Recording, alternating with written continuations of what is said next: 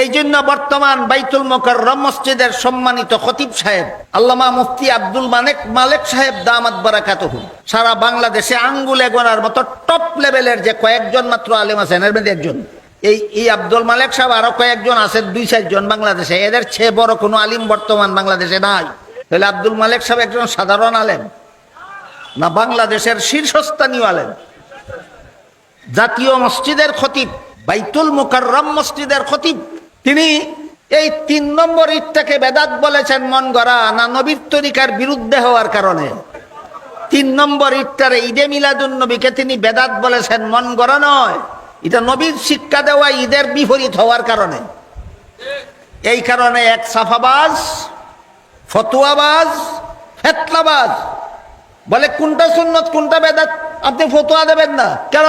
তোর বাপের গার ভাঙ্গেনি খতিব জাতীয় মসজিদের মুফতি ফতোয়া দিলে, জাতীয় মসজিদের মুফতি যেহেতু, জাতীয় মসজিদের খতিব যেহেতু, এই জন্য তার দায়িত্ব জাতিকে সুন্নত এবং বেদাত শিক্ষা দেওয়া।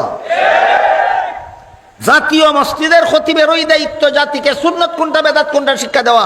তোর মতো ফতোয়াবাদের চাফাবাদের ভিত্তিতে জাতীয় মসজিদ দায়িত্ব পালন করে না, জাতীয় মসজিদ দায়িত্ব পালন করে নবীর তরিকা মতো। বুঝা থাকলে বলেন, জাতীয় মসজিদের খতিব হইলে জাতিকে সুন্নত বেদাত শিক্ষা দেওয়ার দায়িত্ব নাই না দায়িত্ব আছে? তার দায়িত্ব ভালো করে। তুই করতে গাইছ সাফাবাদ, জাতীয় মসজিদে নির্দেশ দিতে সুন্নত কইতো না বিদাত কইতো না, কইতো তোর বাপের মাথা। এবার আমরা বোঝার চেষ্টা করি, নবীর সুন্নত কথার 1 নম্বর অর্থ নবীর হাদিস। মনে আছে কথা? মিলাদুন নবীর সাথে সম্পর্ক না সিরাতুন নবীর সাথে সম্পর্ক? সিরাতুন নবী মানো না যদি একটা হাদিসও পাইবে না। 30 পারা কোরআন মিলাদুন নবীর সাথে সম্পর্ক না সিরাতুন নবীর সাথে সম্পর্ক? সিরাতুন নবী যদি মানো না কোরআনের কিছুই পাইবে না। এবার বলুন, নবীর সুন্নত কথার 2 নম্বর অর্থ কি ছিল? হ্যাঁ, নবীর আমল। তারাবির নামাজ নবীর আমল, এই জন্য আমাদের জন্য সুন্নত। তারাবির নামাজ নবীর আমল, এই জন্য আমাদের জন্য সুন্নত। মাথায় টুপি দেওয়া নবীর আমল, এই জন্য আমার জন্য টুপি দেওয়া সুন্নত। টুপির উপর ফাঁকদি বান্ধা নবীর আমল, এই জন্য আমার টুপির উপর ফাঁকদি বান্ধা আমার জন্য সুন্নত। বুঝলেন? বলেন, তারাবির নামাজ পড়া সুন্নত, মাথায় টুপি দেওয়া সুন্নত, টুপির উপরে ফাঁকদি বান্ধা সুন্নত। যে সুন্নত কথার কত নম্বর অর্থে? 2 নম্বর অর্থে। এবার বলুন,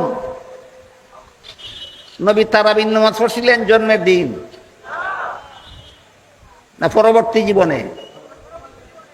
তাইলে তারাবির নামাজের সম্পর্ক মিলাদুন নবীর সাথে না সিরাতুন নবীর সাথে? নবী মাথায় টুপি দিছেন জন্মের দিন না পরবর্তী জীবনে?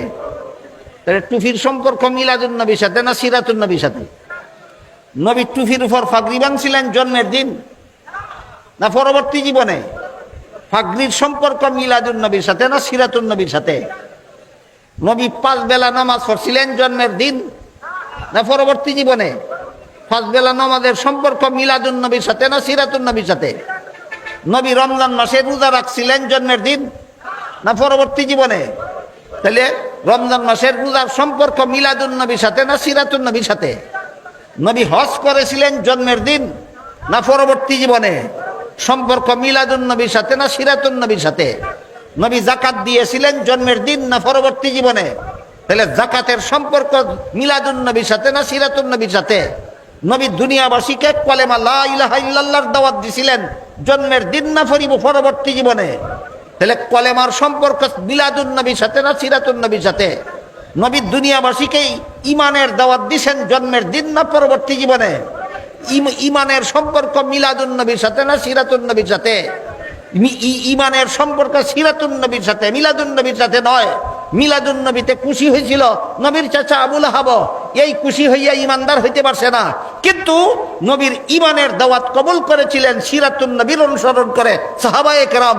এই জন্য সাহাবায়ে কেরাম ইমানদার হইতে পারছেন, আবুল আহাব ইমানদার হইতে পারে নাই। আমার উম্মত মুসলমানেরা, ধর্মের কাজ মন গড়া পদ্ধতিতে করিও না, তাহলে বিদাত হইব। ধর্মের কাজ মন গড়া ভাবে করলে বিদাত হইব। ধর্মের যেই কাজ যেভাবে করতে নবী শিক্ষা দিয়েছেন সেইভাবে করলে হবে সুন্নত। ধর্মের কাজ নবীর শিক্ষা দেওয়া পদ্ধতি বাদ দিয়া নিজের মন গড়া পদ্ধতিতে করলে হবে বিদাত। কথাটা না বুঝার কারণে আজকে লিখছি অনেক বিদাতি মৌলবীরাও সাফাবাজি করে। কেমন সাফাবাজি? কয় মসজিদে কাতার সোজা করার জন্য যে দাগ দেওয়া হয় এটা তো নবী শিক্ষা দিচ্ছেন না। নবীর আমলে মসজিদও দাগ দেওয়া হইতো না, সাহাবায়ে কেরাম আমলেও মসজিদে দাগ দেওয়া হইতো না, তাবেঈনের যুগে তাবেঈনের যুগে চার মাযহাবের 4 ইমামের যুগে কাতার সোজা করার জন্য মসজিদে দাগ দেওয়া হইতো না। কাজেই দাগ দেওয়া এটা তো নবীর শিক্ষা দেওয়া পদ্ধতি না, তাইলে দাগ দেওয়া বিদাত কিনা? এটা চাপাবাদী। আপনারা যারা শরীয়তের বিধিবিধান কোরআন হাদিস পড়েন নাই, শিখেন নাই, বুঝেন না, শরীয়তের বিধিবিধান সঠিকভাবে জানেন না, আপনাদেরকে চাপাবাজি কইরা এই বিদাত গিলাইতো চায়। কেমন চাপাবাজিটা এখানে করছে এটা আপনাদেরকে একটু আমি পরিষ্কার করে বলি।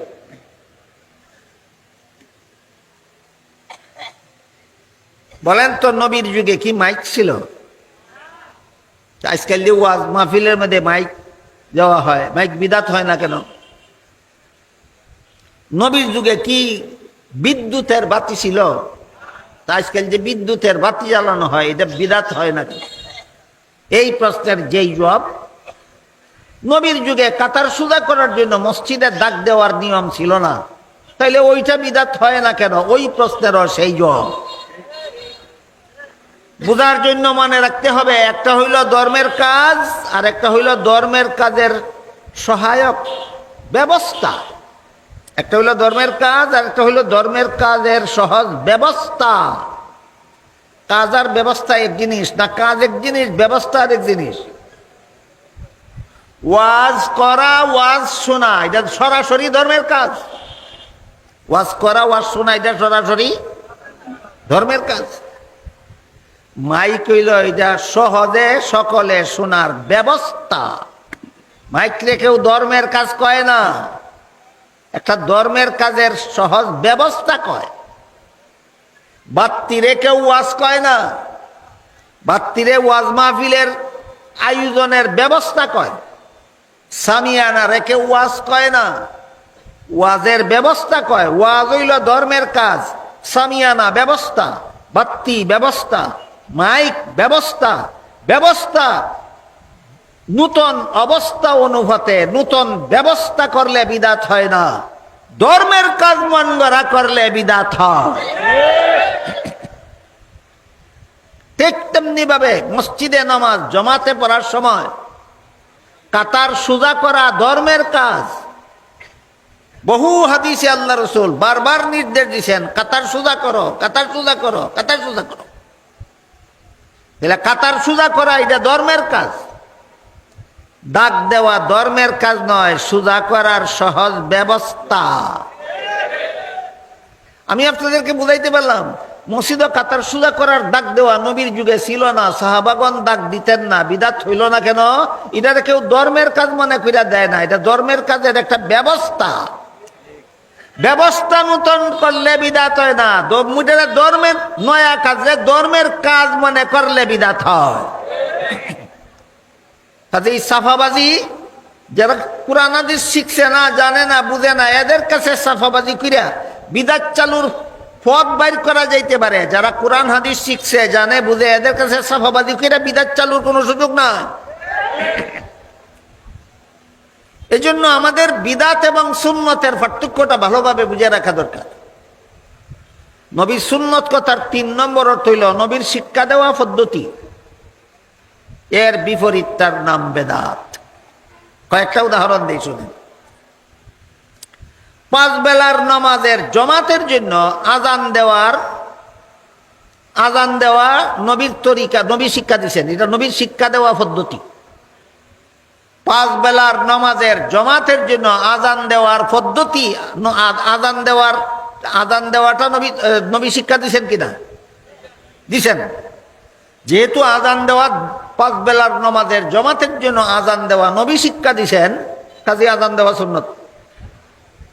পাঁচ বেলার নামাজের জমাতের আগে একামত দেওয়া নবী শিক্ষা দিয়েছেন, এই জন্য একামত দেওয়া সুন্নত। জানাজার নামাজে আজান দেওয়াও নবী শিক্ষা দিছেন না, একামত দেওয়াও নবী শিক্ষা দিছেন না। আপনারা কি জানেন? জানাজার নামাজের জমাতের জন্য আজান দেওয়া শিক্ষা দিছেন নবী? দিছেন না। একামত দেওয়া শিক্ষা দিছেন? দিছেন না। এখন যদি কেউ সাফাবাজি শুরু করে দেয়, ফজরের সময় আজান দিলাম একামত দিলাম সুন্নত হইল, জোহরের সময় আজান দিলাম একামত দিলাম সুন্নত হইল, আসরের সময় আজান দিলাম একামত দিলাম সুন্নত হইল, মাগরিবের সময় এশার সময় জুম্মার সময় আজান দিলাম একামত দিলাম সুন্নত হইল, না জানাজার নামাজ আজান দিলাম একামত দিলাম বিদাত হবে কেন? এটা কি শরীয়ত মতো কথা বলে না সাফাবাজি শুরু করছে? এই সাফাবাজিটাই হইল বিদাতীদের সবচেয়ে বড় হাতিয়ার। বিদাতীদের হাতিয়ার কোরআন হাদিসের দলিল না সাফাবাজি? চাপাবাজি হইল বিদাতীদের হাতিয়ার, আর কোরআন হাদিস হইল সত্যিকারের মুমিন মুসলমানের দলিল। এরপর জানাজার নামাজে আজান দিলে আজান বিদাত হবে কেন? নবীর তরিকায় নাই। জানাজার নামাজে একামত দিলে একামত বিদাত হবে কেন? নবীর তরিকায় নাই। জানাজার নামাজে কোরআন তেলাওয়াত করলে বিদাত হবে কেন? নবীর তরিকায় নাই। জানাজার নামাজে রুকু সেজদা করলে বিদাত হবে কেন? নবীর তরিকায় নাই। একই কারণে জানাজার সালাম ফিরাইয়া মুনাজাত করলে বিদাত হবে কেন? নবীর তরিকায় নাই। খালি ঠিক ঠিক কইলে তো না, আমি একটা একটা করে জিজ্ঞাসা করবো, আপনারা দলিল সহ জবাব দিতে হবে। এবার বলেন, ফার্স্ট বেলার নামাজও আজান দিলাম, জুম্মার নামাজও আজান দিলাম, ফার্স্ট বেলার নামাজও একামত দিলাম, জুম্মার নামাজও একামত দিলাম, ফার্স্ট বেলার নামাজও জুম্মার নামাজও কোরআন তেলাওয়াত করলাম, ফার্স্ট বেলার নামাজও জুম্মার নামাজও রুকু সিজদা করলাম, জানাজার নামাজও করলে কি দোষ? কি এখানে সুন্নত এখানে বেদাত কেন? এখানে নবীর তরিকায় আছে, এখানে নবীর তরিকায় নাই। বলেন, জানাজার নামাজের জন্য আজান দিলে সুন্নত না বেদাত? কেন? নবীর তরিকায় নাই। জানাজার নামাজে একামত দিলে সুন্নত না বেদাত? বেদাত কেন? নবীর তরিকায় নাই। জানাজার নামাজে কোরআন তেলাওয়াত করলে সুন্নত না বেদাত? বেদাত কেন? নবীর তরিকায় নাই। জানাজার নামাজে রুকু সিজদা করলে সুন্নত না বেদাত? বেদাত কেন? নবীর তরিকায় নাই। যে কারণে আজান বিদাত, যে কারণে একামত বিদাত, যে কারণে কোরআন পড়া বিদাত, যে কারণে রুকু সিজদা বিদাত, সেই কারণে সালাম ফিরাইয়া দোয়া করা বিদাত। এবার বলেন, সুন্নত কথার এক নম্বর অর্থের বিপরীতটার নাম বেদাত, না দুই নম্বর অর্থের বিপরীতটার নাম বেদাত, না তিন নম্বর অর্থের বিপরীতটার নাম বেদাত? তাহলে নবীর সুন্নত কথার অর্থগুলি সিরিয়াল বাই সিরিয়াল বোঝা দরকার নেই, নম্বর সহ শিখা দরকার নেই, নম্বর সহ শিখা দরকার। নবীর সুন্নত কথার এক নম্বর অর্থ নবীর হাদিস, নবীর সুন্নত কথার দুই নম্বর অর্থ নবীর আমল, নবীর সুন্নত কথার তিন নম্বর অর্থ নবীর তরিকা, নবীর শিক্ষা দেওয়া পদ্ধতি।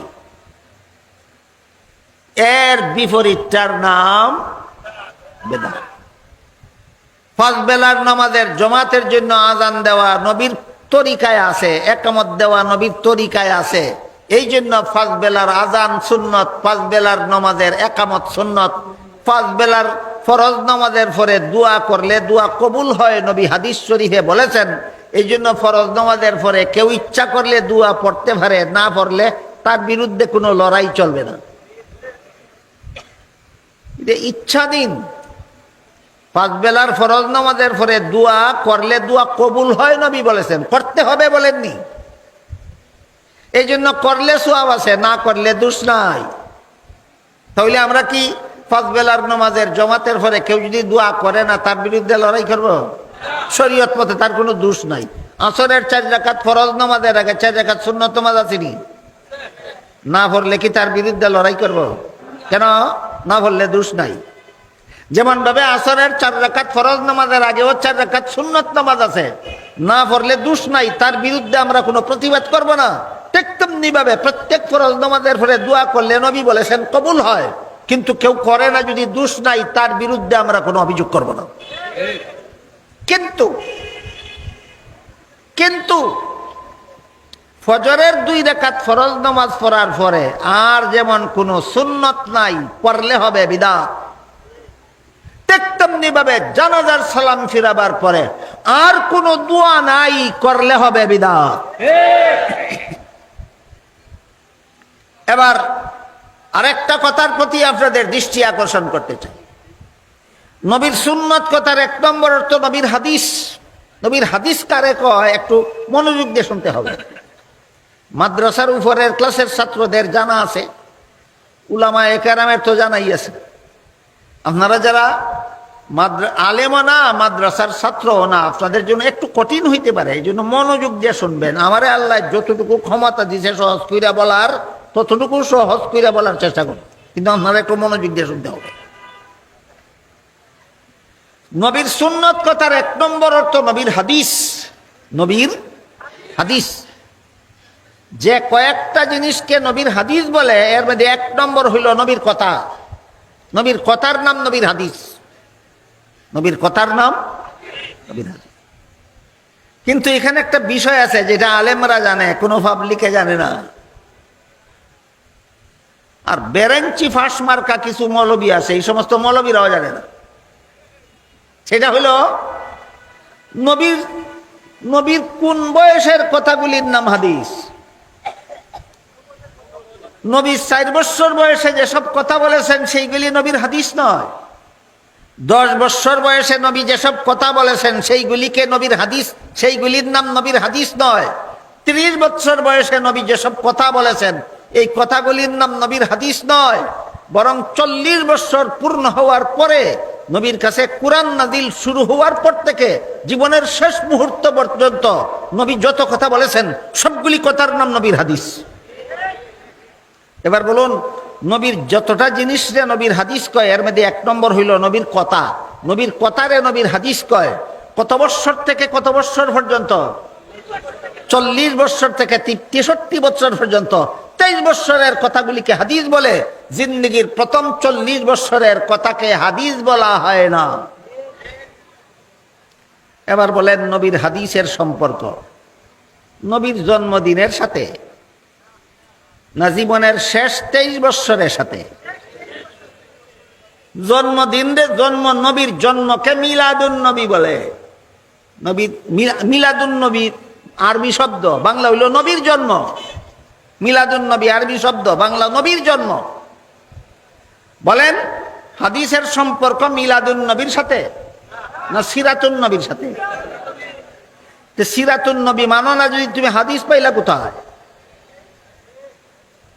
এবার বলেন নবীর কাছে 30 পারা কোরআন নাজিল হয়েছিল জন্মের দিন না 40 বছর পূর্ণ হওয়ার পরে? তাহলে 30 পারা কোরআনের সম্পর্ক মিলাদুন নবীর সাথে না সিরাতুন নবীর সাথে? তুই যদি বেটা সিরাতুন নবী মানস না, হাদিস পাবে কোথায়, কোরআন হবে কোথায়? যে সিরাতুন নবী মানে না তার হাদিস মানার কোনো উপায় নাই, যে সিরাতুন নবী মানে না তার কোরআন মানার কোনো উপায় নাই। কারণ নবীর প্রায় 10 লক্ষ হাদিসের সম্পর্ক মিলাদুন নবীর সাথে নয়, প্রায় 10 লক্ষ হাদিসের সম্পর্ক সিরাতুন নবীর সাথে। 30 পারা কোরআনের একটা অক্ষরেরও সম্পর্ক মিলাদুন নবীর সাথে নয়। 30 পারা কোরআনের সবটুকুর সম্পর্ক সিরাতুন নবীর সাথে। সুতরাং যে সিরাতুন নবী মানে সে কোরআন মানে, হাদিস মানে। যে সিরাতুন নবী মানে না, যে কোরআনও মানে না, হাদিসও মানে না। কোরআন হাদিস মানে না তো দলিল হইব কই? একমাত্র দলিল হইল সাফাবাজি। কোরআন হাদিস মানুষ তাদের দলিল কই হবে? দলিল হইল সাফাবাজি। একটা সাফাবাজির কথা শুনেন। নবী জন্ম হওয়ার কারণে আমরা বৎসরে 2টা ঈদ পাইলাম। একটা ঈদের নাম ঈদুল ফিতির, একটা ঈদের নাম ঈদুল আজহা। কে বলেছেন? নবী বলেছেন। আমাদের নবী বলে গেছেন আমার মুসলমান উম্মতের জন্য আল্লাহর পক্ষ থেকে 2টা বাৎসরিক 2টা ঈদের ব্যবস্থা দেওয়া হয়েছে। একটা ঈদের নাম ঈদুল ফিতির, একটা ঈদের নাম ঈদুল আজহা। আমাদের নবী কি বলেছেন? মুসলমান উম্মতের জন্য আল্লাহর পক্ষ থেকে বাৎসরিক ঈদ কটা দেওয়া হয়েছে? 2টা। একটার নাম ঈদুল ফিতির আর একটার নাম ঈদুল।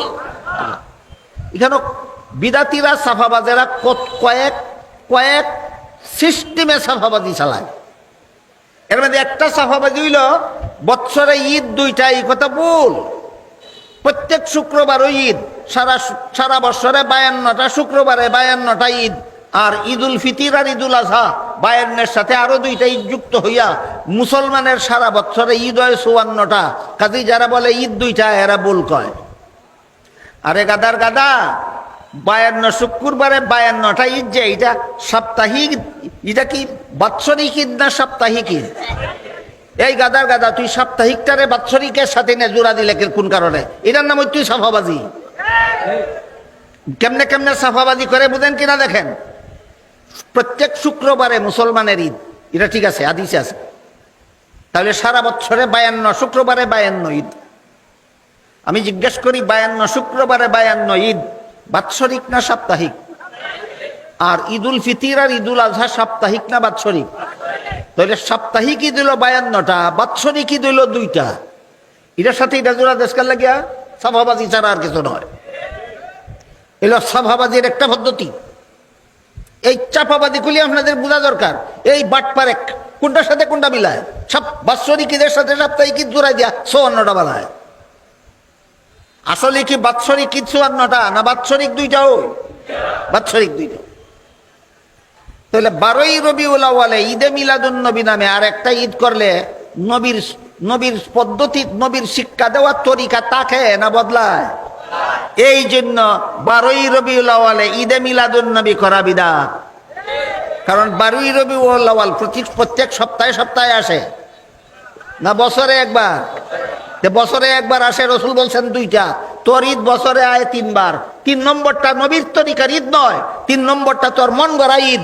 এই জন্য আগের 2টা সুন্নত, 3 নম্বরটা বিদআত। সাফাবাজিটা বুঝতে পারলেন আপনারা? এখন এর সাফাবাজি ঠিক আছে, মানলাম। নবী বলছেন বাৎসরিক ঈদ মুসলমানের 2টা, একটা ঈদুল ফিতির একটা ঈদুল আজহা।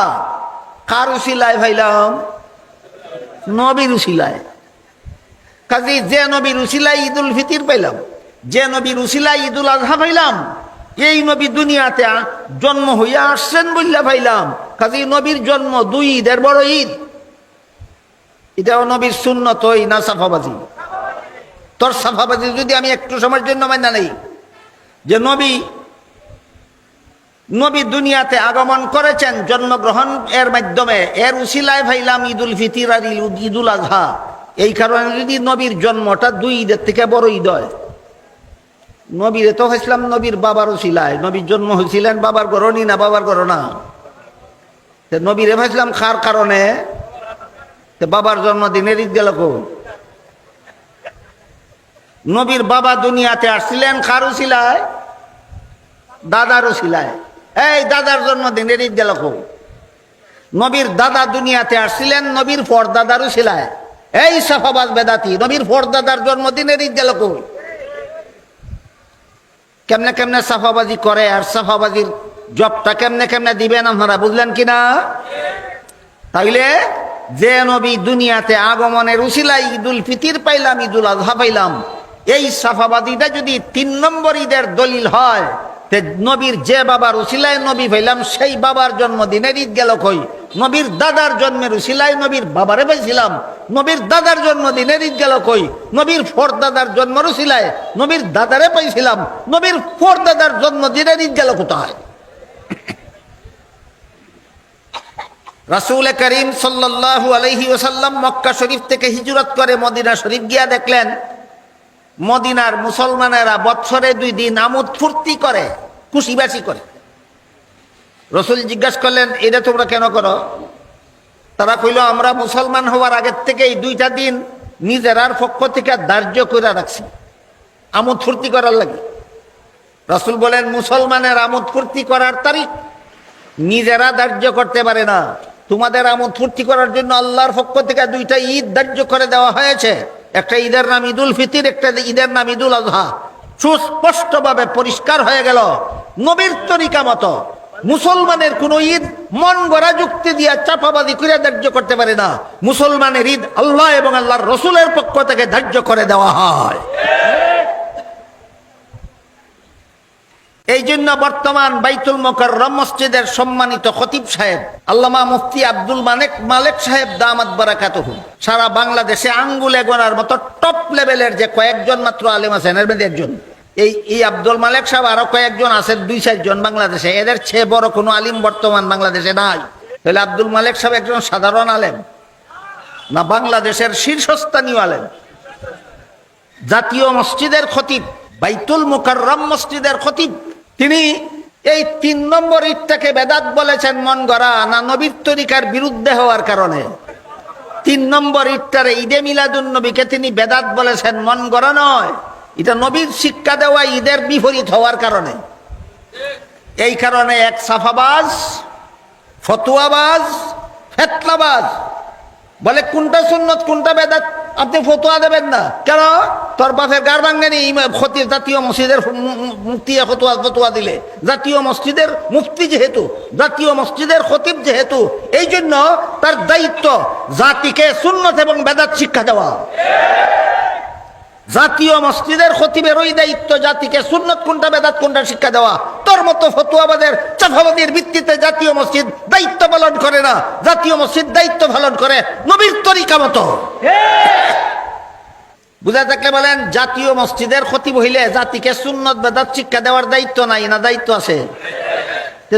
তার দায়িত্ব ভালো করে। তুই করতে গাইছ সাফাবাদ জাতীয় মসজিদে নির্দেশ দিতে সুন্নত কইতো না বিদাত কইতো না, কইতো তোর বাপের মাথা। এবার আমরা বোঝার চেষ্টা করি নবীর সুন্নত কথার 1 নম্বর অর্থ নবীর হাদিস। মনে আছে কথা? মিলাদুন নবীর সাথে সম্পর্ক না সিরাতুন নবীর সাথে সম্পর্ক? সিরাতুন নবী মানো না যদি একটা হাদিসও পাইবে না। 30 পারা কোরআন মিলাদুন নবীর সাথে সম্পর্ক না সিরাতুন নবীর সাথে সম্পর্ক? সিরাতুন নবী যদি মানো না কোরআনের কিছুই পাইবে না। এবার বলুন নবীর সুন্নত কথার 2 নম্বর অর্থ কি ছিল? হ্যাঁ, নবীর আমল। তারাবির নামাজ নবীর আমল, এই জন্য আমাদের জন্য সুন্নত। তারাবির নামাজ নবীর আমল, এই জন্য আমাদের জন্য সুন্নত। মাথায় টুপি দেওয়া নবীর আমল, এই জন্য আমার জন্য টুপি দেওয়া সুন্নত। টুপির উপর ফাঁকনি বান্ধা নবীর আমল, এই জন্য আমার টুপির উপর ফাঁকনি বান্ধা আমার জন্য সুন্নত। বুঝলেন? বলেন, তারাবির নামাজ পড়া সুন্নত, মাথায় টুপি দেওয়া সুন্নত, টুপির উপরে ফাঁকনি বান্ধা সুন্নত। যে সুন্নত কথার কত নম্বর অর্থে? 2 নম্বর অর্থে। এবার বলুন, নবী তারাবির নামাজ পড়ছিলেন জন্মের দিন না পরবর্তী জীবনে? তাইলে তারাবির নামাজের সম্পর্ক মিলাদুন নবীর সাথে না সিরাতুন নবীর সাথে? নবী মাথায় টুপি দিছেন জন্মের দিন না পরবর্তী জীবনে? তাহলে টুপির সম্পর্ক মিলাদুন নবীর সাথে না সিরাতুন নবীর সাথে? নবী টুপির উপর ফাগরি বাঁধছিলেন জন্মের দিন না পরবর্তী জীবনে? ফাগরির সম্পর্ক মিলাদুন নবীর সাথে না সিরাতুন নবীর সাথে? নবী 5 বেলা নামাজ পড়ছিলেন জন্মের দিন না পরবর্তী জীবনে? 5 বেলা নামাজের সম্পর্ক মিলাদুন নবীর সাথে না সিরাতুন নবীর সাথে? নবী রমজান মাসে রোজা রাখছিলেন জন্মের দিন না পরবর্তী জীবনে? তাহলে রমজান মাসের রোজার সম্পর্ক মিলাদুন নবীর সাথে না সিরাতুন নবীর সাথে? নবী হজ করেছিলেন জন্মের দিন না পরবর্তী জীবনে? সম্পর্ক মিলাদুন নবীর সাথে না সিরাতুন নবীর সাথে? নবী যাকাত দিয়েছিলেন জন্মের দিন না পরবর্তী জীবনে? তাহলে যাকাতের সম্পর্ক মিলাদুন নবীর সাথে না সিরাতুন নবীর সাথে? নবী দুনিয়াবাসীকে কলেমা লা ইলাহা ইল্লাল্লাহর দাওয়াত দিয়েছিলেন জন্মের দিন না পরবর্তী জীবনে? তাহলে কলেমার সম্পর্ক মিলাদুন নবীর সাথে না সিরাতুন নবীর সাথে? নবী দুনিয়াবাসীকে ইমানের দাওয়াত দিয়েছেন জন্মের দিন না পরবর্তী জীবনে? ইমানের সম্পর্ক মিলাদুন নবীর সাথে না সিরাতুন নবীর সাথে? ইমানের সম্পর্ক সিরাতুন নবীর সাথে, মিলাদুন নবীর সাথে নয়। মিলাদুন নবীতে খুশি হয়েছিল নবীর চাচা আবুল আহাব, এই খুশি হইয়া ইমানদার হইতে পারছে না, কিন্তু নবীর ইমানের দাওয়াত কবুল করেছিলেন সিরাতুন নবীর অনুসরণ করে সাহাবায়ে কেরাম। এই জন্য সাহাবায়ে কেরাম ইমানদার হইতে পারছেন, আবুল আহাব ইমানদার হইতে পারে নাই।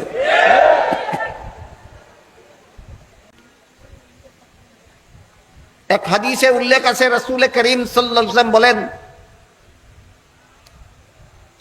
ইমানের ৭৭টা শাখা প্রশাখা আছে। ইমানের শাখা প্রশাখা কটা? ৭৭টা। এর মধ্যে ১ নম্বর হইল লা ইলাহা ইল্লাল্লাহ। ইমানের ৭৭টা শাখা প্রশাখার মধ্যে ১ নম্বর লা ইলাহা ইল্লাল্লাহ। আর ৭৭ নম্বর রাস্তা থেকে কষ্টদায়ক বস্তু সরাইয়া দেওয়া। মধ্যে আছে আরো ৭৫টা।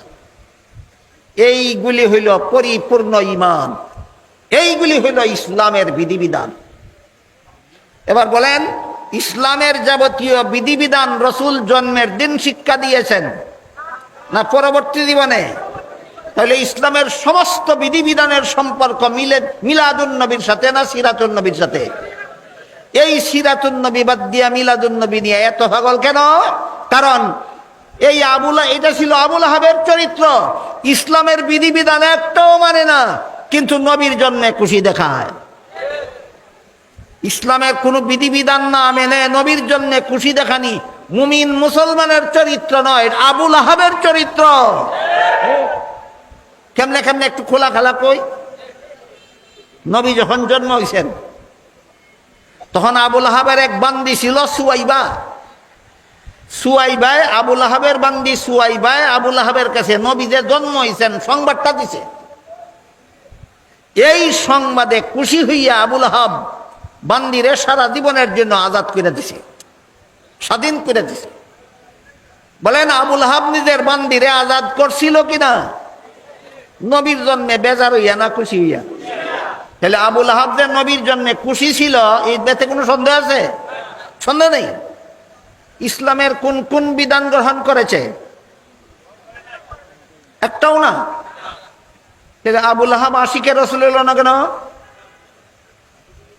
নবীর জন্যে খুশি দেখাইলে মুসলমান হয় না, নবীর দিন গ্রহণ করলে মুসলমান হয়। ইসলামের বিধিবিধান কবুল করলে মুসলমান হয়। আরে এখনকার জমানার মুসলমানদের কেমনে বুঝাইতা? আমার ছোটবেলায় যে সব মুসলমান দেখছি আমি, ওই ধরনের মুসলমান আজকাল কম দেখি। আমি আপনারা একটু কই, আমার ছোটবেলায় কেমন মুসলমান দেখছি আর এখন কেমন মুসলমান দেখি। আমি আমার 10-12 বছর বয়সে সমাজের মুসলমানদেরকে দেখেছি এইভাবে। তারা শিশুকালেই মক্তবে গিয়া, সকালবেলার মক্তবে গিয়া 4 কলিমা শিক্ষা মুসলমান হইত। এই 4 কলিমার মধ্যে 3 নম্বর কলেমাটা হইল আমানতু বিল্লাহি কামা হুয়া বিআসমাইহি ওয়া সিফাতিহি ওয়া কাবিলতু জামিয়া আহকামিহি। যে শেষ কথাটা কাবিলতু জামিয়া আহকামিহি, ইসলামের যাবতীয় বিধিবিধান গ্রহণ কইরা আমি মুসলমান হইলাম। বলেন, কাবিলতু জামিয়া আহকামিহি অর্থ কি? আল্লাহ প্রদত্ত ইসলামের যত বিধিবিধান আছে সবগুলি আমি গ্রহণ করে মুসলমান হইলাম।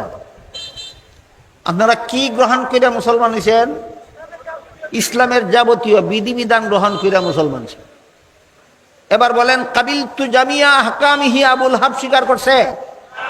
নবীর জন্য খুশি ছিল কিনা? ইসলামের বিধিবিধান গ্রহণ করে না, নবীর জন্য খুশি হয়। এইভাবে যদি ইমানদার মুমিন মুসলমান হইতে পারত, তোরার মতো সাফাবাদের আগে আবুল আহাব 1 নম্বর মুমিন মুসলমান হয়ে যেত। ইসলামের বিধিবিধান গ্রহণ না কইরা নবীর জন্য খুশি দেখানি মুমিন মুসলমানের কাজ নয়, আবুল আহাবের মতো বেঈমানের কাজ। গ্রহণ না কইরা নবীর জন্য খুশি দেখানি মুমিন মুসলমানের কাজ না, আবুল আহাবের মতো বেঈমান কাফিরের কাজ। ইসলামের যাবতীয় বিধিবিধান আল্লাহ রসুল বলেছেন, এর শাখা প্রশাখা হইল ৭৭টা। 1 নম্বরটা হইল লা ইলাহা ইল্লাল্লাহ। 1 নম্বরটা লা ইলাহা ইল্লাল্লাহ। আর ৭৭ নম্বরটা হইল রাস্তা থেকে কষ্টদায়ক বস্তু সরাইয়া দেওয়া। কথাগুলি বুঝা থাকলে এবার বলুন, এই ইসলামের যাবতীয় বিধিবিধান ইমানের ৭৭ শাখা প্রশাখার সম্পর্ক মিলাদুন নবীর সাথে না সিরাতুন নবীর সাথে? তাইলে মিলাদুন নবীতে কি আছে এটা এখন বোঝার দরকার। মিলাদুন নবীতে কি আছে? মিলাদুন নবীতে এমন কিছু বিষয় আছে যেইগুলি আমল করার মতো নয়, পালন করার মতো নয়, পালন করার ক্ষমতা কোনো মানুষের নাই। এমন কিছু জিনিস আছে মিলাদুন্নবীতে। আগেই বলেছি মিলাদুন্নবী অর্থ নবীর জন্ম। মিলাদুন্নবী অর্থ নবীর জন্ম। নবীর জন্মের মধ্যে তোমার পালন করার কিছু নাই, আমল করার কিছু নাই। ইমানের ৭৭টা শাখা প্রশাখার একটাও মিলাদুন্নবীর সাথে সম্পর্কিত নয়, সবগুলি সিরাতুন্নবীর সাথে সম্পর্কিত। সুতরাং সিরাতুন্নবী হইল মুসলমানের আমল করার বিষয়, পালন করার বিষয়। মিলাদুন্নবী মুসলমানের আমল করার বিষয় নয়, পালন করার বিষয় নয়। তাহলে মিলাদুন্নবীতে আছেটা কি, এটা বোঝান দরকার। মিলাদুন্নবীতে তিনি যে নবী ছিলেন এই কথার অনেক দলিল আছে। আছেটা কি? নবুয়তের দলিল আছে। মিলাদুন্নবীতে কি আছে? নবীর জন্য নবুয়তের দলিল আছে। সিরাতুন্নবীতে কি আছে? ইসলামের যাবতীয় বিধিবিধান আছে। দুই কথা পরিষ্কার বুঝে নেওয়া দরকার। মিলাদুন্নবীতে কি আছে? নবীর জন্য নবুয়তের দলিল আছে। সিরাতুন্নবীতে কি আছে? উম্মতের জন্য শরীয়তের দলিল আছে।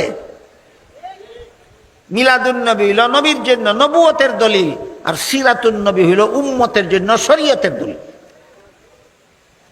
মিলাদুন্নবীতে আমাদের অনুসরণ করার কিছু নাই, অনুকরণ করার কিছু নাই। মিলাদুন্নবীতে আমাদের পালন করার কিছু নাই। এই কথাটার একটু খুলাসা হওয়া দরকার। কি বলেন আপনারা? শুনবেন আর কয়েক মিনিট? এবার শুনুন। আগেই বলেছি মিলাদুন্নবী অর্থ আমাদের নবীর জন্ম। মিলাদুন্নবী অর্থ নবীর জন্ম। আমাদের নবীর জন্ম হয়েছিলেন, মায়ের গর্ভ থেকে ভূমিষ্ঠ হয়েছিলেন খতনা করা অবস্থায়। বলুন কি অবস্থায়? পারবা তুমি পালন করতে? কোন বাপের বেটায় পারবো? নবী যেভাবে জন্মেছেন এইভাবে জন্মইত। কিন্তু ফার্স্ট বেলার ফরজ নামাজের বেলায় নবী বলেন, সল্লু কামা রাআইতুমুনি উসাল্লি। আমাকে যেভাবে নামাজ পড়তে দেখো তোমরা সেভাবে নামাজ পড়ো। নমাজ নবী যেভাবে পড়ছেন এইভাবে পড়তে আমাদেরকে বলছেন। জন্ম নবী যেভাবে হয়েছেন এইভাবে কোনো বাপের ব্যাট কোন লোকের বাপেও নবীর মতো জন্ম হতে পারবে না। তাইলে নবীর জন্মে আছে কি? নবীর জন্মে নবী, তিনি যে নবী ছিলেন এই কথার দলিল আছে। উম্মতে পালন করার, আমল করার, অনুসরণ করার কিছু নাই। 2 নম্বর, নবী জন্ম হয়েছিলেন নার কাটা অবস্থায়। নার কাটা বুঝেন? সন্তান যতদিন মায়ের গর্ভে থাকে ততদিন পর্যন্ত সন্তানের নাভির সাথে একটা নল মায়ের গর্ভতলির সাথে সংযুক্ত থাকে। এটা দিয়ে মায়ের শরীরের রক্ত গর্ভের সন্তানের শরীরে ঢুকে। প্রসব হইলে পরে, সন্তান জন্ম হইলে পরে নাভির সাথে সংযুক্ত নলটা কাটা দিতে হয়। এটারে নার কাটা কয়। নবীর জন্ম হয়েছিলেন নার কাটা অবস্থায়। আমরা নার কাটা অবস্থায় জন্ম হই না, জন্ম হওয়ার পরে কাটতে দিতে হয়। তাহলে মিলাদুন্নবী পালন করা যায় না শুধু আলোচনা করা যায়? কাজেই যারা বলে মিলাদুন্নবী পালন করি, মিথ্যাবাদী। তোর বাপেও মিলাদুন্নবী পালন করতে পারবে না। আমাদের নবী মুহাম্মদুর রাসূলুল্লাহ সাল্লাল্লাহু আলাইহি ওয়াসাল্লাম জন্ম হওয়া মাত্রই আল্লাহর শুকরিয়া আদায় করে দোয়া পড়েছেন। জন্ম হওয়ার সাথে সাথে আল্লাহর শুকরিয়া আদায় করে আর কোন বাপের ফুতে দোয়া পড়তে পারবো? তাহলে মিলাদ নবী যেভাবে জন্ম হয়েছেন এইভাবে জন্ম হওয়া যাবে? যাবে না। তাইলে মিলাদুন্নবীতে কি আছে? মিলাদুন্নবীতে উম্মতের জন্য আমল করার কিছু নাই, পালন করার কিছু নাই, অনুসরণ করার কিছু নাই, অনুকরণ করার কিছু নাই। এমন কতগুলি ঘটনা আছে যেগুলি তিনি যে নবী ছিলেন সেই কথার দলিল। মিলাদুন্নবীতে নবীর জন্য নবুয়তের দলিল আছে, উম্মতের জন্য পালন করার কিছু নাই। আর সিরাতুন্নবী শুধু নবীর জন্য নবুয়তের দলিল নয়, সিরাতুন্নবীর বেশিরভাগ অংশই উম্মতের জন্য আমল করার জন্য, পালন করার জন্য, অনুসরণ করার জন্য, অনুকরণ করার। গেল নবীর সুন্নত কথার 1 নম্বর অর্থ কি ছিল? হাদিস। সম্পর্ক মিলাদুন্নবীর সাথে না সিরাতুন্নবীর সাথে? নবীর সুন্নত কথার 2 নম্বর অর্থ নবীর আমল। সম্পর্ক মিলাদুন্নবীর সাথে না সিরাতুন্নবীর সাথে? সিরাতুন্নবীর সাথে। এবার আসুন নবীর সুন্নত কথার 3 নম্বর অর্থ নবীর তরিকা। নবীর তরিকা। নবীর তরিকা মানে কি? ইসলামের যত কাজ আছে সকল কাজের নিয়ম পদ্ধতি নবী শিক্ষা দিয়া গেছেন, এইগুলিকেই নবীর তরিকা বলা হয়।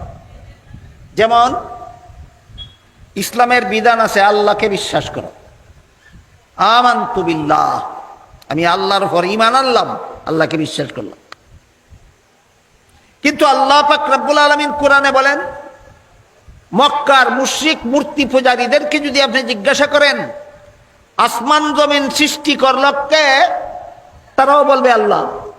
দেখেন আল্লাহ কোরআনে কত চমৎকার করে কথাটা বলেছেন। আল্লাহ বলেন, ওয়ালা ইন সাআলতাহুম মান খালাকাস সামাওয়াতি ওয়াল আরদা লা ইয়াকুলুনাল্লাহ।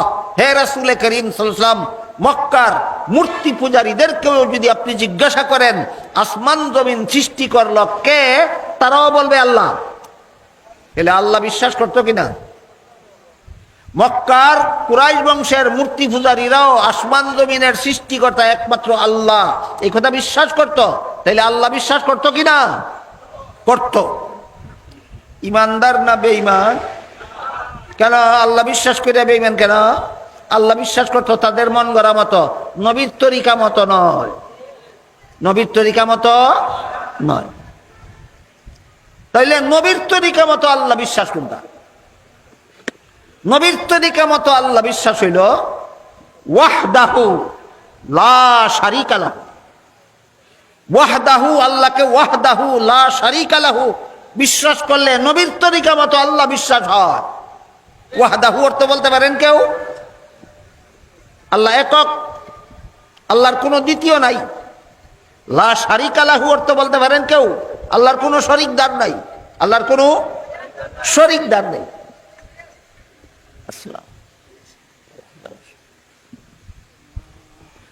মক্কার মুশরিক মূর্তি পূজারীরা আল্লাহ বিশ্বাস করত, ওয়াহদাহু বিশ্বাস করত না, লা শারীকা লাহু বিশ্বাস করত না। দুনিয়ার সমস্ত ইহুদিরা আল্লাহ বিশ্বাস করে, ওয়াহদাহু লা শারীকা লাহু বিশ্বাস করে না। দুনিয়ার সমস্ত খ্রিস্টানেরা আল্লাহ বিশ্বাস করে, ওয়াহদাহু লা শারীকা লাহু বিশ্বাস করে না। এই জন্যই মুহাম্মদুর রাসূলুল্লাহ সাল্লাল্লাহু আলাইহি ওয়াসাল্লাম যখন আশহাদু আল্লা ইলাহা ইল্লাল্লাহু ওয়াহদাহু লা শারীকা লাহু ওয়া আশহাদু আন্না মুহাম্মাদান আবদুহু ওয়া রাসূলুহু এর দাওয়াত দেওয়া শুরু করলেন, তিন দল মানুষের রাসূলকে প্রশ্ন করলো, একই প্রশ্ন, তিন দলের প্রশ্ন একটা। মূর্তি পূজারীরা প্রশ্ন করলো, হে মুহাম্মদ, আল্লাহরে তো আমরা তোমার জন্য আগের থেকেই বিশ্বাস করি, তুমি কোন আল্লাহর দাওয়াত দাও? ইহুদিরা প্রশ্ন করলো, হে মুহাম্মদ, আল্লাহরে তো তোমার জন্য আগের থেকে আমরা বিশ্বাস করি, তুমি কোন আল্লাহর বিশ্বাসের কথা বলো? খ্রিস্টানেরা প্রশ্ন করলো, হে মুহাম্মদ, আল্লাহরে তো তোমার জন্য আগের থেকে আমরা বিশ্বাস করি, তুমি কোন আল্লাহর দাওয়াত দাও? জবাবে আল্লাহ একটা সূরা নাজিল করেন, সূরার নাম সূরা ইখলাস। সাধারণ মুসলমানে কয় কুল হুয়াল্লাহ সূরা। জবাব দিয়ে আল্লাহ সূরা নাজিল করে বলেন, কুল, তিন দলের প্রশ্নের জবাবে বলে দিন, হুয়াল্লাহু আহাদ, আমি এক আল্লাহর দাওয়াত দেই। ইহুদিরা দুই আল্লাহ মানে, মুসলমানেরা মানে এক আল্লাহ। খ্রিস্টানেরা তিন আল্লাহ মানে, মুসলমানে মানে এক আল্লাহ। আর মূর্তি পূজারীরা 360 খুদা মানে, বড় বড় খুদা গণলে 360টা হয়, আর ছোট বড় সবগুলি খুদার সংখ্যা হইল 33 কোটি। বুঝে থাকলে বলেন, মূর্তি পূজারীদের বড় খুদা কতগুলি? 360। আর ছোট বড় সমস্ত খুদা কতজন? 33 কোটি। এই জন্য মূর্তি পূজারীদেরকে বহুবাদী বলা হয়। খ্রিস্টানেরা 3 খুদা মানে, এই জন্য খ্রিস্টানদেরকে তৃতীয়বাদী বলা হয়। ইহুদিরা 2 খুদা মানে, এই জন্য ইহুদিদেরকে দ্বিতীয়বাদী বলা হয়। মুহাম্মদুর রাসূলুল্লাহর তরিকা মতে আল্লাহ মানতে হইলে ওয়াহদাহু লা শারীকা লাহু মানতে হবে। এই জন্য মুসলমানদেরকে একত্ববাদী বলা হয়। কাহিনী বুঝে থাকলে এবার বলুন, মূর্তি পূজারীরা আল্লাহ মানত কিনা? মানত। খ্রিস্টানেরা আল্লাহ মানত কিনা? মানত। ইহুদিরা আল্লাহ মানত কিনা? আল্লাহ মানত। নবীর তরিকা মতো না মন গড়া মতো? বেঈমান না কাফির? কাফির। আল্লাহ মান্না কাফির কেন? মন গড়া মতো আল্লাহ মানে। আল্লাহ নবীর তরিকা মতে আল্লাহ মানো, তাইলে তুমি মুসলমান হইবা। নবীর সুন্নত কথার 3 নম্বর অর্থ কি ছিল? নবীর তরিকা। নবীর সুন্নত কথার 3 নম্বর অর্থ কি ছিল? নবীর তরিকা। আমরা আল্লাহ মানবো মূর্তি পূজারীদের পদ্ধতিতে, খ্রিস্টানদের পদ্ধতিতে, না ইহুদিদের পদ্ধতিতে, না নবীর শিক্ষা দেওয়া পদ্ধতিতে? নবীর শিক্ষা দেওয়া পদ্ধতিতে আল্লাহ মানতে হইলে ওয়াহদাহু লা শারিকা লাহু মানতে হবে। ইহুদিরা ওয়াহদাহু লা শারিকা লাহু মানে না, আল্লাহ মানে। খ্রিস্টানেরা আল্লাহ মানে, ওয়াহদাহু লা শারিকা লাহু মানে না। মূর্তি পূজারীরা আল্লাহ মানে, ওয়াহদাহু লা শারিকা লাহু মানে না। মুসলমানে আল্লাহ মানে, ওয়াহদাহু লা শারিকা লাহু মানে। আমার কথা বুঝে থাকলে বলেন, মূর্তি পূজারীরা আল্লাহ মান্না কাফির রইল কেন? খ্রিস্টানেরা আল্লাহ মানার পরেও কাফির রইল কেন? ইহুদিরা আল্লাহ মানার পরও কাফির রইল কেন? মুসলমানে আল্লাহ মান্না ইমানদার রইল কিভাবে? ওরা আল্লাহ মানে মন গড়া মতো, আর এরা আল্লাহ মানে নবীর তরিকা মতো। আবার বলুন, নবীর সুন্নত কথার 3 নম্বর অর্থ কি? আমরা আল্লাহ মানবো মানে ইহুদি খ্রিস্টানের মতো? আমরা আল্লাহ মানবো মূর্তি পূজারীদের মতো, না নবীর তরিকা মতো? নবীর তরিকা মতো আল্লাহ মানার পদ্ধতি হইল ওয়াহদাহু লা শারিকা লাহু, ওয়াহদাহু লা শারিকা লাহু, ওয়াহদাহু লা শারিকা লাহু। এই কথা মানার কারণে আমরা মুসলমান। এই 2 শব্দ বাদ দিয়া ইহুদিও আল্লাহ মানে, খ্রিস্টানেও আল্লাহ মানে, মূর্তি পূজারীও আল্লাহ মানে, বেঈমান কাফির। সুতরাং যদি নবীর তরিকা মতো আল্লাহ না মানো, তাহলে তুমিও তাদের মতো কাফির। কাজেই নবীর তরিকা মতো আল্লাহ না মান্যা শুধু নবীর মহব্বতে জান দিতে রাজি থাকলে, নবীরে মন গড়া মতো মহব্বত করলে, আল্লাহরে মন গড়া মতো মানলে, যদি মুমিন মুসলমান হইতো, মূর্তি পূজারী তো মুমিন মুসলমান হইয়া যেত, ইহুদি খ্রিস্টান মুমিন মুসলমান হইয়া যেত। সুতরাং নবীর মহব্বত করতে হবে নবীর তরিকা মতো, আল্লাহ মানতে হবে নবীর তরিকা মতো।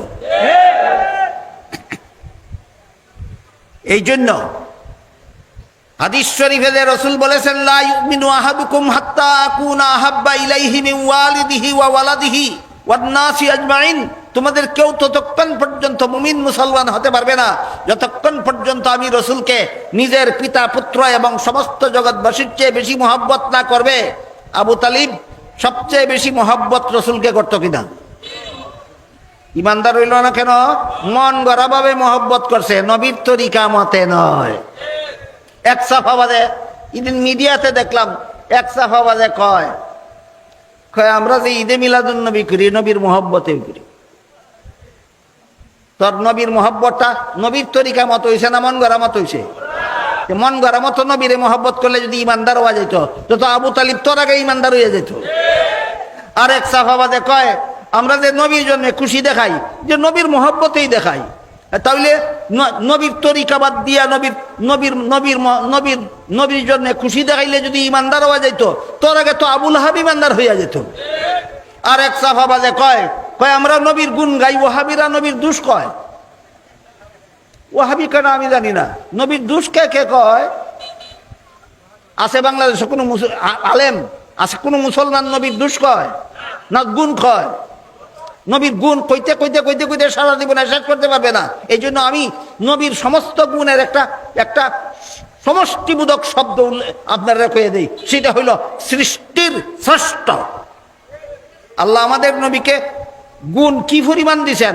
সৃষ্টির শ্রেষ্ঠ। আল্লাহ আমাদেরকে সৃষ্টির শ্রেষ্ঠ মর্যাদার অধিকারী বানাইছেন। এটা নবীর একটা দোষ কইলাম না গুণ? নবীর কয় ওয়াহাবিরা নবীর দোষ কয়। কেডাই নবীর দুষ কয় আমি জানি না। যদি কেউ কয়, হেরে গিয়ে ইচ্ছা মতো ওয়াহাবি বলতে থাক। আমার জানা মতো বাংলাদেশের কোনো আলিম নবীর দুষ কয় না।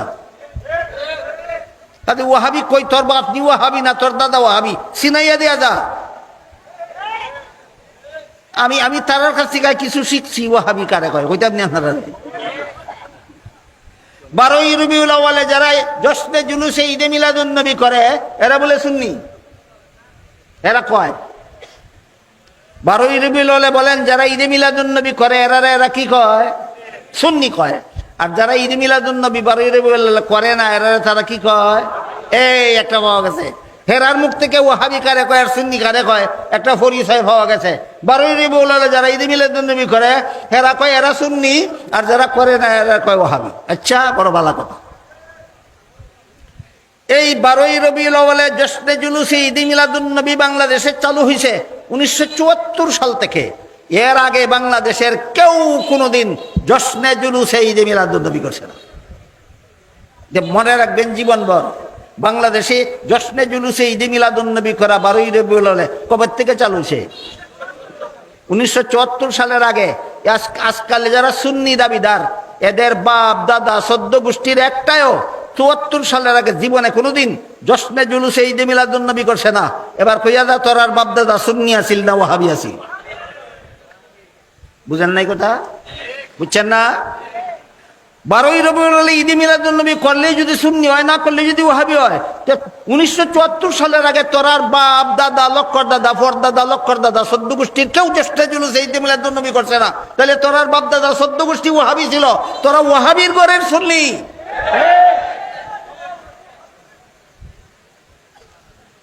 খামা একটা শব্দ বাইর করছে ওয়াহাবি আর সুন্নি। এরা ওয়াহাবি কারে কয়? এরা একটা পরিচয় এরার কাছ থেকে শিখছি, যারা 12ই রবিউল আউয়ালে ঈদে মিলাদুন নবী করে না এরা ওয়াহাবি, আর যারা করে এরা সুন্নি। যে তোরার বাপ দাদা 1974 সালের আগে তোরার বাপ দাদা 14 গোষ্ঠীর কেউ জশ্নে জুলুসে ঈদে মিলাদুন নবী করছে না, তাহলে তো তোরার বাপ দাদা 14 গোষ্ঠীর সবটি ওয়াহাবি আছে। এই ফাইলাম একদল ওয়াহাবি আর একদল ওয়াহাবি। এইরকম নামদারি সুন্নিদের এক চাফা বাজে। তার বক্তৃতার মধ্যে কইছে, মিডিয়াতে পাইছি আমি, কইছে ওয়াহাবিরা কয় হাসরের মাঠে আমাদের নবী সারা সমস্ত নবীগণ ইয়া নফসি বলবেন।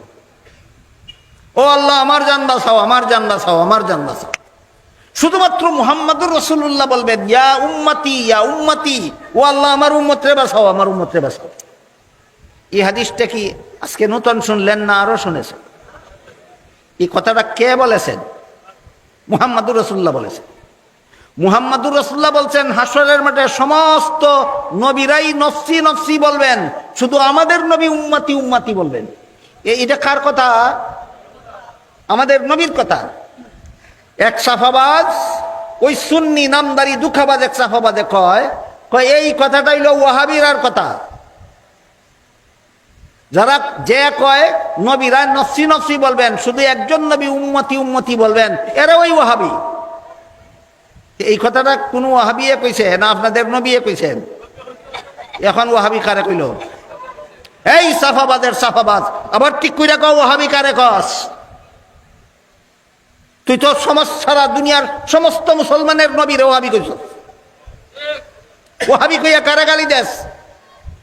আমাদের নবীরে ওয়াহাবি কইয়া গালি দিছে। কইটা বলে ওয়াহাবিরার কথা। হাদিসের কিতাবে লেখা আছে এটা কোনো ওয়াহাবির কথা নয়, এটা স্বয়ং আমাদের নবীর কথা। হাসরের মাঠে সমস্ত নবীগণ নফসি বলবেন, শুধুমাত্র মুহাম্মাদুর রাসূলুল্লাহ উম্মতি বলবেন। এটা ওয়াহাবির কথা নয়, এটা নবীর কথা।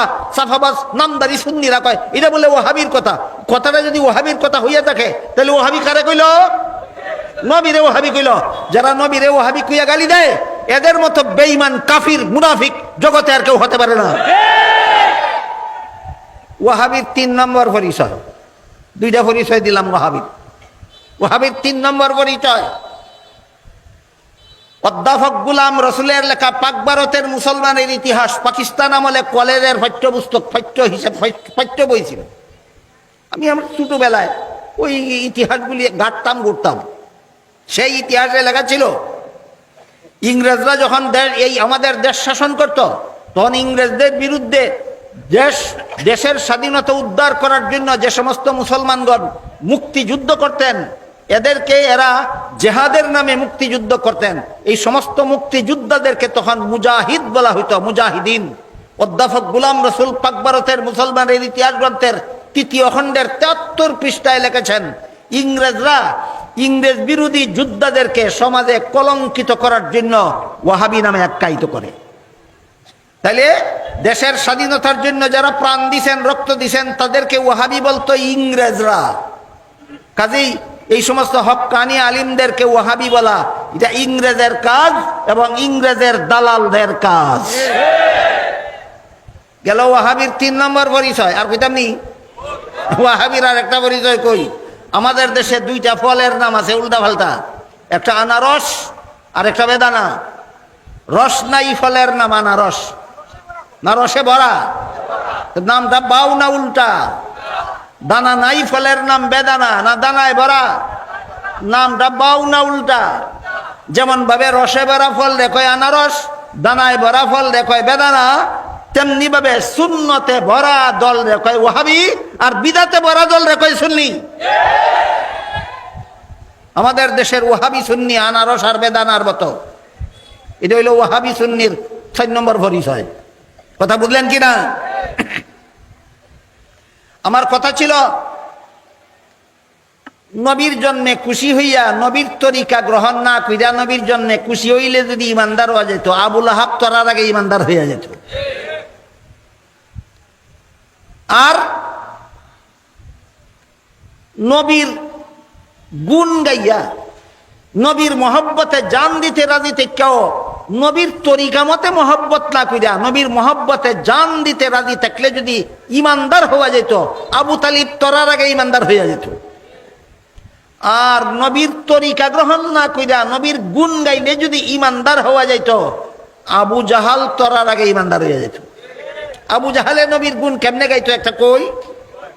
একবার আবু জাহাল রে এক সমাজের আরেক সর্দারে জিজ্ঞাসা করেছিল, গুফনে একা একা জিজ্ঞাসা করেছিল, এই আবু জাহাল, মুহাম্মদ যে সমস্ত কথাবার্তা বলে সত্য বলে না মিথ্যা বলে?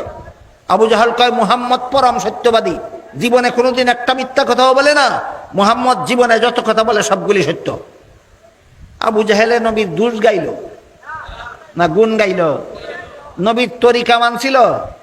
বেঈমান ইমানদার না বেঈমান? নবীর তরিকা না মান্না নবীর গুণ গাইলে যদি ইমানদার ওরা সুন্নি হওয়া যাইত, আবু জাহেল তরার আগে সুন্নি হইয়া যাইত। আবু জাহেল তরার আগে সুন্নি হয়ে যাইত। আবু জাহেল নবীর গুণ গাইছে, নবীর তরিকা মানছে না।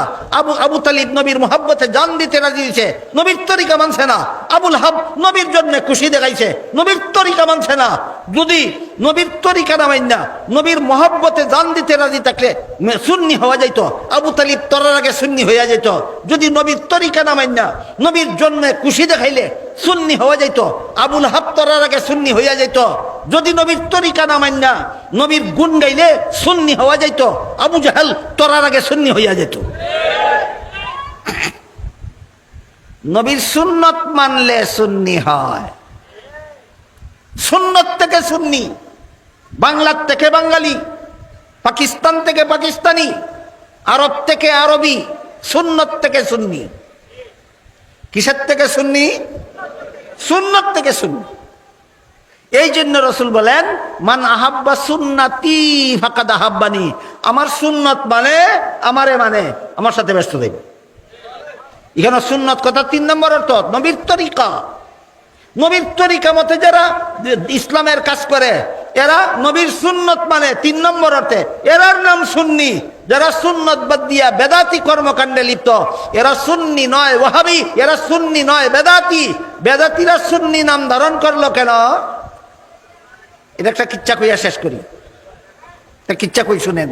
যারা ঘুমে ধরছে ঘুমেও ছাড়ব না, আর যারা অন্য মনস্কতা একটু মনোযোগিতাও আইব না। এক দেশ আসিলে কুখ্যাত এক সুরা, নাম আসিল কালুমিয়া। মানুষে এরে কালুমিয়া দেখে না, দেখে কাল্লা সুরা। সুরারে মানুষের সম্মানের সাথে দেখে না, বিগ্রাইয়া বিগ্রাইয়া দেখে কাল্লা সুরা। কাল্লা সুরা বাজারে গিয়ে দেখে একবারে সারাদিন বেচা কিনা ফিরা গামছা বিছাইয়া টেহা গনে। টেহা দীক্ষা কাল্লা সুরার লাগছে লোভ। এখন তার সামান থেকে টেহাটা কেমনে নিত একটা বুদ্ধি বের করছে। কয়, আই মিয়া বাজারে বইয়া যে টেহা গন, কাল্লা সুরায় দেখলে তো লইয়া যাইব গা। কেটায় কয়, এবারে তোর কাল্লা সুরারে দেখছে না কোনোদিন, নাম এনে শুনে বেটায় সরল মানে কয়, কাল্লা সুরায় মানুষের টেহা নেই চুরি করে আমার সামান থেকে কাল্লা সুরায় টেহা কেমনে নিব? কয়, কাল্লা সুরায় তোমার সামান থেকেই টেহা নিতে পারে, তুমি কেমনে নিব যদি বুঝতে চাও আমি বুঝাই দিব। কয়, বুঝাও চাই আমার সামান থেকে কাল্লা সুরায় কেমনে টেহা নিব? খালি কইছে বুঝাও, এমনিকে দপ পাইরা তার কাছে বইছে। বইয়া কয়, এইভাবে আইয়া তোমার কাছে বইব।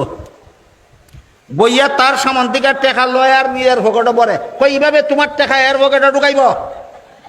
সবগুলি টাকা অকল ভোগটা ঢুকাইয়া টাকা রয়েছে। কারুয়া কয়, তোমার টাকা এর ভোগটা লিয়া এইভাবে টাকা রইব। কারুয়াই মাসে দৌড় আর কয়, এইভাবে দিব দৌড়। পৎকানে দোকানদারের খবর হইছে। বলেন কি খবর হইছে? কাল্লা চোরাই টেহা নিছে। চিল্লানি শুরু করছে বাজার, কাল্লা চোরাই টেহা নিয়ে গেল, কাল্লা চোরাই টেহা নিয়ে গেল। বাজারের মানুষ ইয়া বীর করছে, কাল্লা চোরা ভরছে বীরের ভিতরে, বাইরে না ভিতরে, বাচ্চা না টেকছে।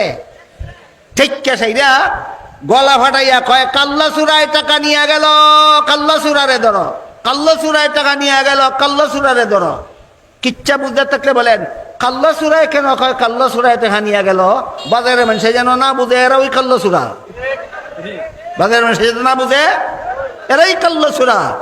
এই সমস্ত বেদাতিরা আহলে সুন্নাত ওয়াল জামাতের মুসলমানদের ওয়াহাবি ওয়াহাবি জপে কেন? সমাজের মানুষের যেন না জানে এরা ওই ওয়াহাবি।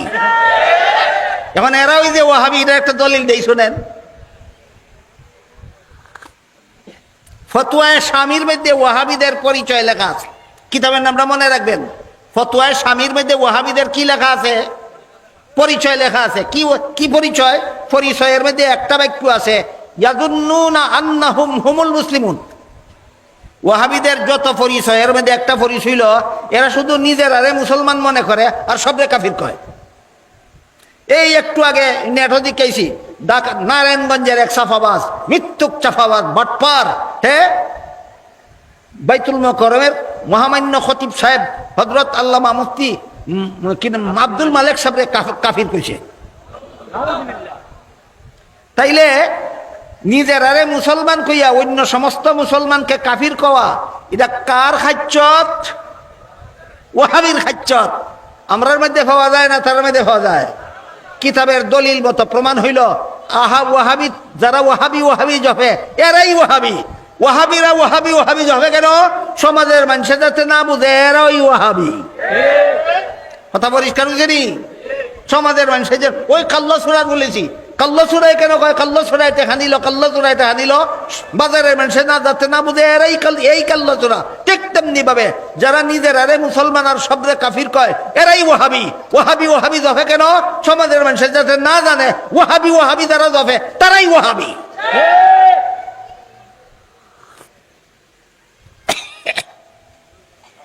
সুন্নাত কথার এক নম্বর অর্থ নবীর হাদিস, মিলাদুন নবীর সাথে সম্পর্ক না সিরাতুন নবীর সাথে। সুন্নাত নবীর সুন্নাত কথার দুই নম্বর অর্থ নবীর আমল, মিলাদুন নবীর সাথে সম্পর্ক না সিরাতুন নবীর সাথে। নবীর সুন্নাত কথার তিন নম্বর অর্থ নবীর তরিকা, নবীর তরিকা। মিলাদুন নবীর সাথে সম্পর্ক না সিরাতুন নবীর সাথে সম্পর্ক। সুতরাং নবীর সুন্নাত কথার যত অর্থ আছে সবগুলির সম্পর্ক সিরাতুন নবীর সাথে, মিলাদুন নবীর সাথে। না হাদিসের সম্পর্ক, না নবীর আমলের সম্পর্ক, না নবীর তরিকার সম্পর্ক। মিলাদুন নবীর সাথে মাত্র একটা কথার সম্পর্ক, সেটা হইল মিলাদুন নবীর ঘটনাগুলি। তিনি যে নবী ছিলেন এই কথার প্রমাণ কোন উম্মতের বাহের ক্ষমতা নাই অনুসরণ করার, অনুকরণ করার, পালন করার।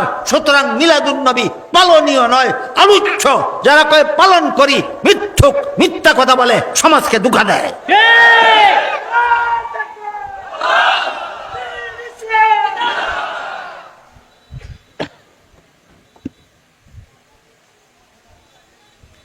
এবার বলেন আল্লাহ যে কোরআনে বলছেন আন-নাবিয়্যু আউলা বিল মুমিনিন, মুমিনদের কাছে নবী সবচেয়ে বেশি মহব্বতের পাত্র।